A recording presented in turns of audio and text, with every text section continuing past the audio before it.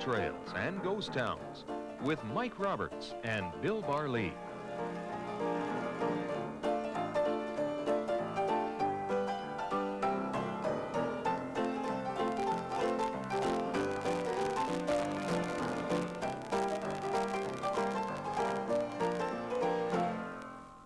Welcome to Gold Trails and Ghost Towns. I'm Mike Roberts, and with me is Bill Barlee, a former school teacher, a placer miner, historian, storyteller. Wow, how are you doing? Fine, Mike. You've got a story today which has a lot of your heart in it. Where are we going today? We're going to an old place that very few people know, Cascade City. And today it's non-existent. It's less than a ghost town. It's only a shadow town. Now, I would think that it would be in the mountains to the west of the Okanagan, but where is it really? Well, actually, it's to the east of the Okanagan. It's about 14 miles from Grand Forks, the original site. And at one time, it was considered to be one of the coming towns of the interior. They were pretty arrogant about that, too? Indeed, they were. Yeah.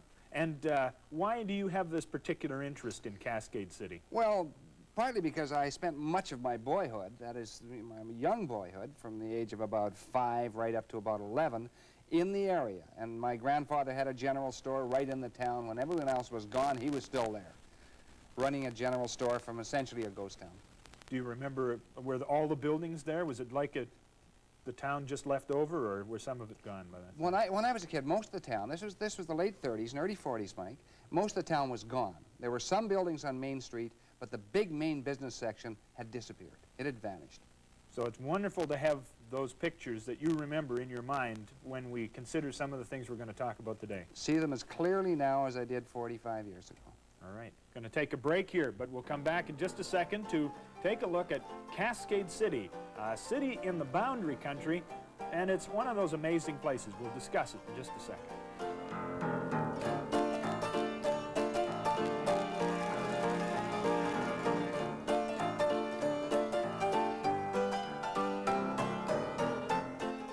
Back to Gold Trails and Ghost Towns. Mike Roberts with Bill Barlee visiting Cascade City today. Cascade City, did it have silver and gold or copper? What attracted people to it? Well, Mike, it had some mineralization close to it. Old burnt basin, which wasn't too far distant. But really the mineral didn't get off the ground. But there was one thing that did attract people. That was the CPR was going through. Originally, it was the Columbia Western. It was owned by a guy called Fritz Augustus Heinz, who we've alluded to before. He was the boy wonder of Butte, Montana, a multi-millionaire when millionaires were very few.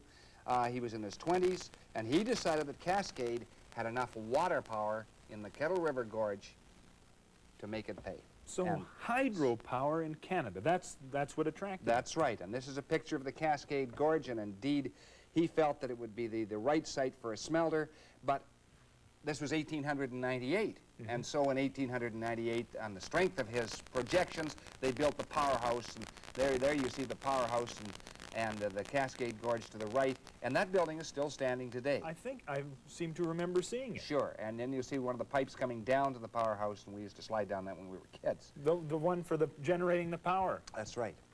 And this is Cascade City in 1898, and this is some of the teams coming in from places like Marcus and Bossburg and all across the line, because this city was the funnel through which the traffic poured into the Boundary Country. And the Boundary Country, of course, had 3 smelters, or was going to have 3 smelters in very short order. Grand Forks and Greenwood and Phoenix and Deadwood, they were booming. And so Cascade City was going to be the funnel. This was the gateway.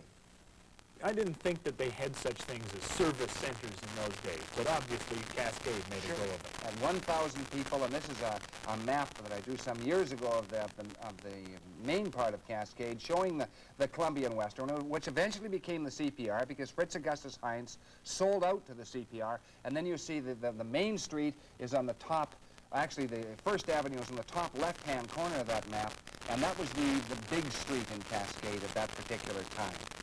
And it was really quite unique. And of course, then there was the CPR station house, and my grandfather was a CPR agent for about, I think, 40-odd years.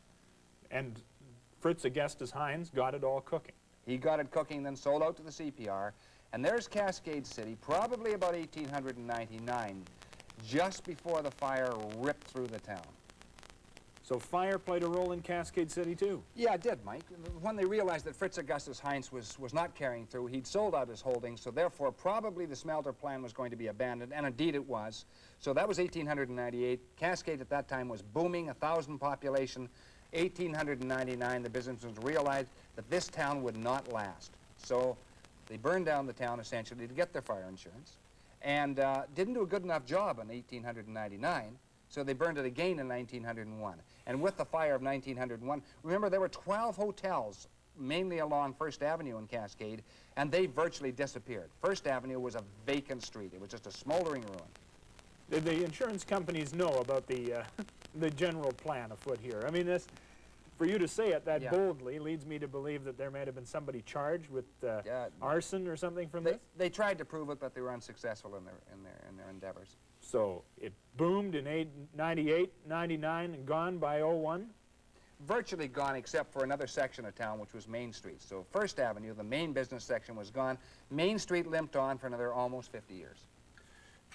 I have some bars in my hands here. What are these bars from? Well, that's kind of interesting. Those are bars from the original Cascade jail. And I found those in the late 60s. And my old grandmother, I asked her where the jail was. I remember playing in the jail when I was a kid, Mike. And she said, oh, I think it's down below the lower town. I saw it once. And so anyway, we drove through. I was driving a convertible at that time. And we drove through there. And she stopped in a big clearing, which was about 40 feet by 30 feet. She said, I thought the jail was around here. And I said, I did too. And I got out of the car, and this was lying, these bars, which are hand-forged, were lying actually right under the wheels of the car. About here. Yeah, so she was right on the nose. What's this? Is this, there's got to be a story to some of this. What is this cleft here? Well, it looks like somebody used an axe trying to break into the jail at one time. Break into the jail? Yeah, probably trying to free a prisoner. And remember that this town later on was part of a rum runner's paradise. There were lots of illicit liquor going through into the United States because it was just about a half a mile, three-quarters of a mile from the U.S. border. Did you find this bell at the same time? Did you say, Mom, where's the school? And you stopped your truck? Actually, that's true. That is the original Cascade school bell. And the school, of course, is long gone. Some of the students are still alive, including my aunts and so on.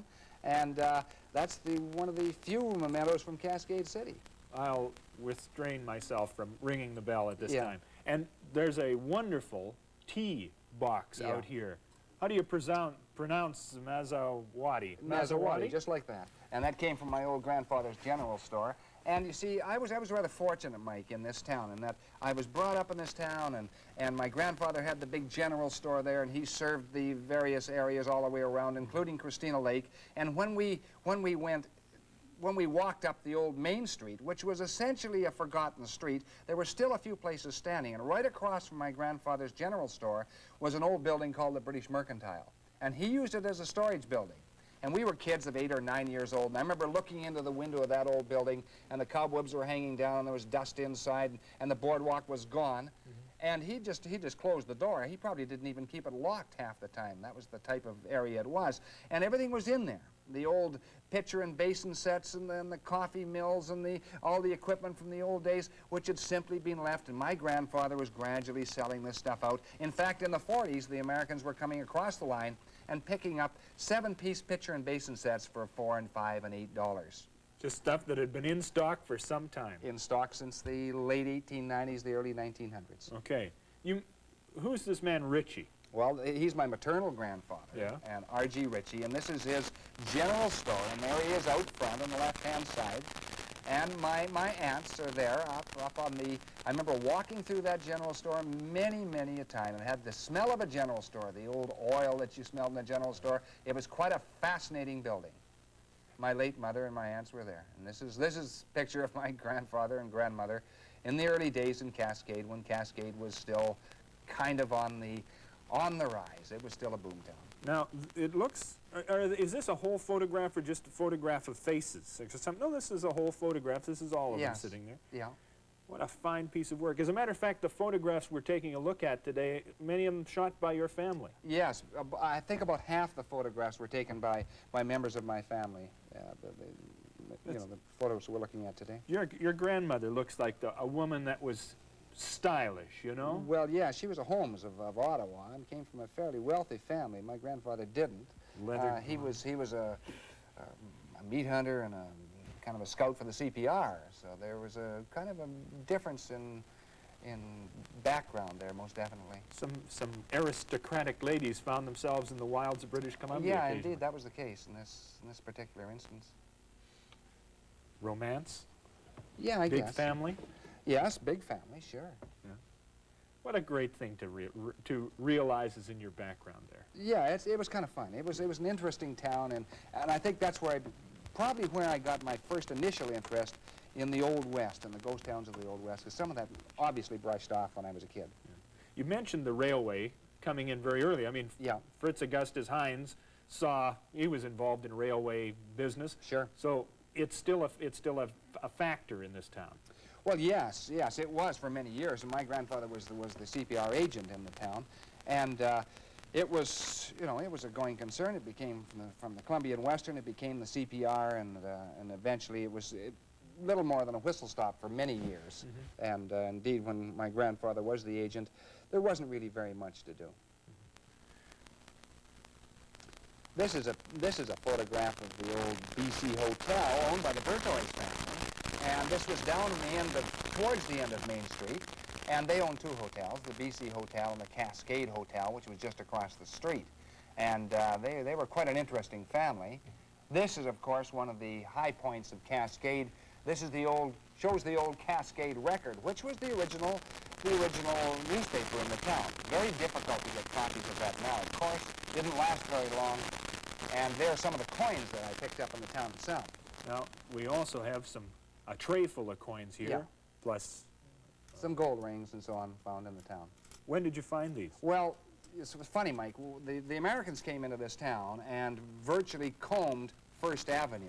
And my initial research indicates they got around a little over 2,000 coins out of First Avenue, and I only got two after taking 200 screens there, and they were both standing on end, so that's all the detectors missed. Virtually, that's all they missed. But they did miss some other places in the town itself. They missed the old BC Hotel, they missed the Cascade Hotel, and they missed R.J. Ritchie General Store. So I went up there and picked up about 100 coins, as well as some jewelry and some rings and so on. Are there any coins in here that are worthy of note? I see Indian head nickels here, so the American influence is there. Oh, I see a number of American coins in there. British. Yeah. See that? Some of these are really destroyed. What's is this because of the fires we talked about? Well, yeah, there were some fires. Not too many on Main Street, but there were a few fires here and there, so that some of these coins were badly burned. And of course, those coins that were discovered on First Avenue, some of those were badly burned.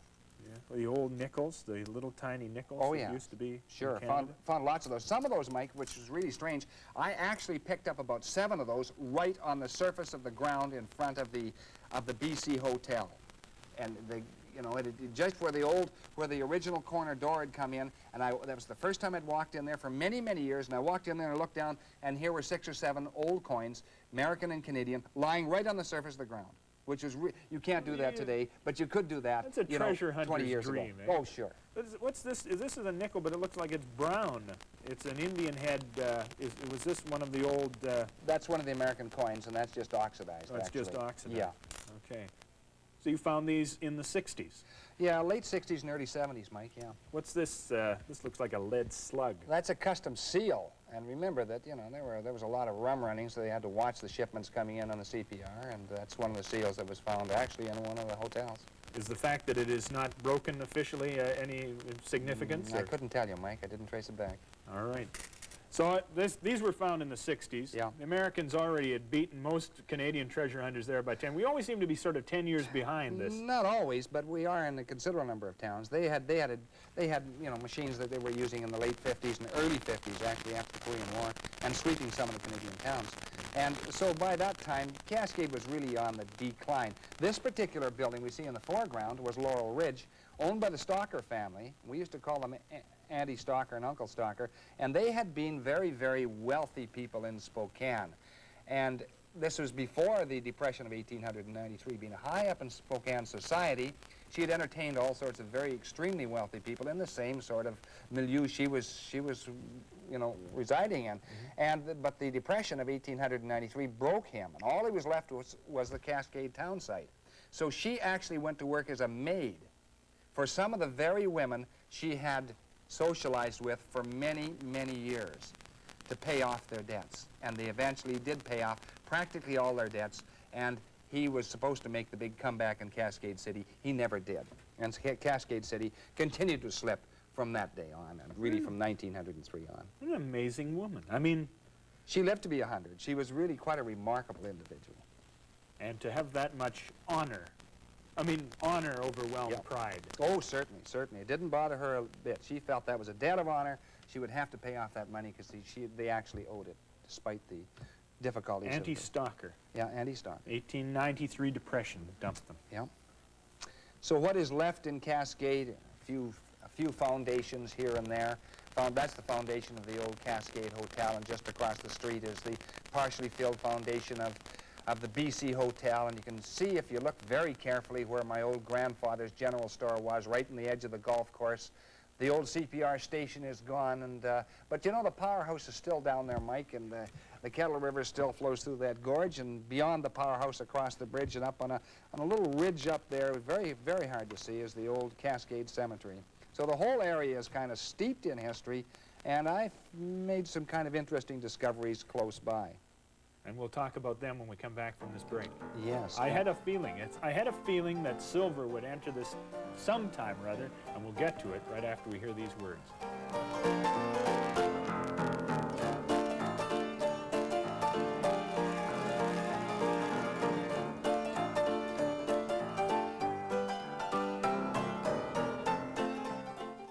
Welcome back to Gold Trails and Ghost Towns. Mike Roberts with Bill Barley, and even though there's nothing there, you still find yourself drawn back to Cascade City? Yeah, fascinating area. It's steeped in history. You know, it's right in the eastern gateway of the boundary country, and it's kind of an intriguing area. And you can walk across it with the memories of your grandfather's store, and even though there's nothing there, you get right back. That's right. I can still walk down that main street and visualize it as it was in the late 30s and early 40s.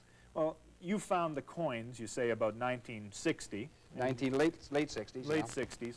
And there are still things to find, right? Still wonderful stories to discover. Surprisingly, yes, there are. Now, that tobacco tin, which you were kind of looking at, you were intrigued with, and this has quite a story, Mike, and it's an interesting story because in the late 70s, about 1977 or 78, and I'd have to check my files to see which year it was, I was driving through this particular area and stopped by an old guy's place whom we'll refer to as Ned.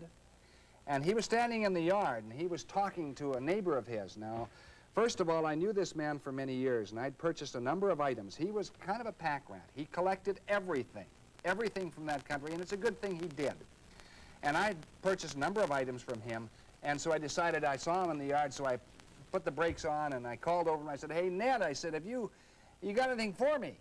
And he realized it was me, and he stopped his conversation with his neighbor, and he said, "Oh, no, Bill." He says, no, I haven't." So I got back into my car, and I thought, gee, you know something? He doesn't usually answer me like that. So I opened a book and started reading, and then he somehow excused himself from his neighbor, and the neighbor walked away, and he beckoned to me like this. I could see him still. So I said, "Well, what do you got, Ned?" "Well," he says, "come on to the shed." He said, "behind." He says, "It's kind of an interesting thing you might be interested in." So we went into his shed behind the house, which was about an 1890s house, and the shed was about 20 feet long and only about 4 or 5 feet wide, with a high ceiling. On the east side of the shed, there were a whole bunch of windows. On the west side of the shed, there were a whole bunch of shelves and a bench. And on these shelves, he had tobacco tins with nuts and bolts and string and screws and nails, and you name it, one had a lid on it. So he took the lid off, as you just did. Yeah. He said, "What do you think of this?" So I looked in the tobacco tin, and I said, "That looks kind of interesting." I took a piece of the metal inside, and this is exactly how it looked, because this is one of the tins. And I bent it a little bit. I said, "Yeah, I'm interested." He says, "How much you got?" He says, "I've got 75 pounds. So I said, "Well, let's take a look at the rest of it." So we got a ladder from outside, Mike.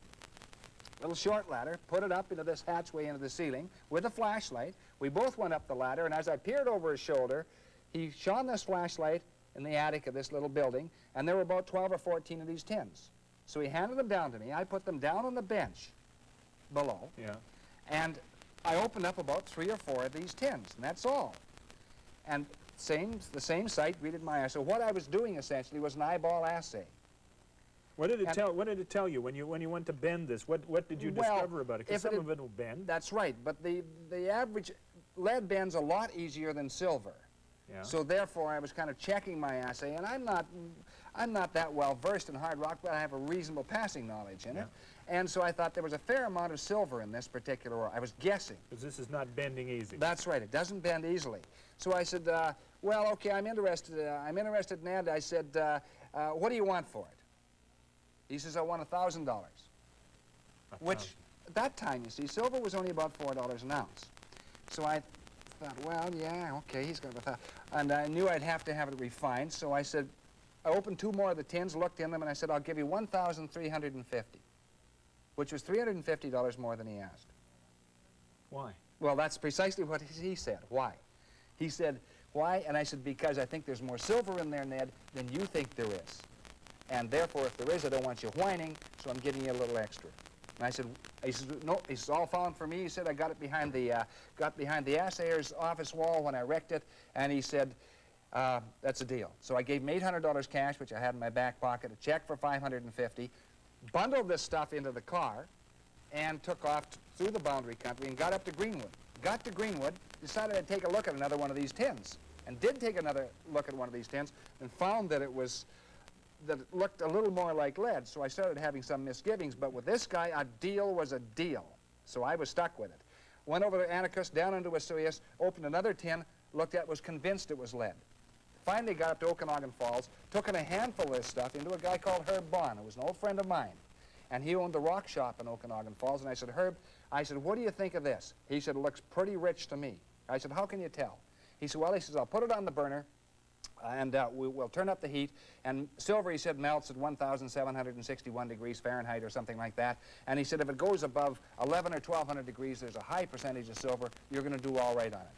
So with bated breath, he put this pound of metal on this block, turned it up, and went up to 10, 11, 12, 13, 16, and eventually over 1,700 degrees. He was astonished. He said, it's almost pure silver. It was 96% pure, which is purer than sterling. The whole thing was worth a little over, when the price went up a year and a half later, it was worth about $40,000. There was over 1,000 ounces of silver. Old Ned got paid $1,350, and you got $40,000 in silver? Well, approximately, yes. But these are the bars from that stuff? Yeah, these are some of the bars from the original consignment. I picked up scores and scores of bars from it, and I still deal with him, by the way, and he's quite aware of it. Did Ned get a bonus for Christmas? No, because we'd always agreed that a deal was a deal, and that was the way it was. And I just bought, by the way, a very interesting item from him just a few months ago. That's the story of Cascade City. We'll be back next week with more Gold Trails and Ghost Towns.